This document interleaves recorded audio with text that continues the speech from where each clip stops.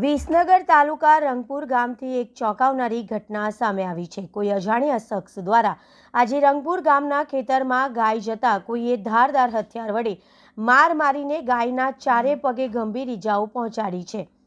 તો આવું કૃત્ય કરનાર શું કહેવા માંગે છે, શું કરવા માંગે છે? ગામના લોકોએ આક્રોશ વ્યક્ત કર્યો અને સારવાર માટે હસતું મુખડું જીવદયા ગ્રુપ કાંસા અને પાંજરાપોળમાંથી ડોક્ટર આવ્યા અને સારવાર કરી વધુ સારવાર અર્થે વિસનગર પાંજરાપોળ ખાતે ખસેડવામાં આવી અને જીવ બચાવવામાં આવ્યો।